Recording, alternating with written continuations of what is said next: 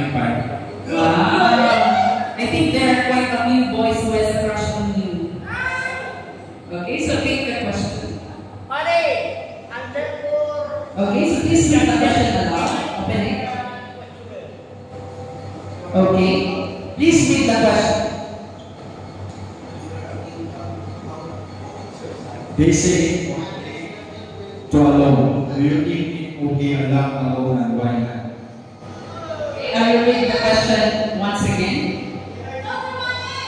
They say it is okay to cry alone. Do you think it is also okay to laugh alone? Why and why not? For me, it's not okay. It's better that I will cry with my friends than it's happy. Thank you. You will cry with friends so that you will be happy. Okay.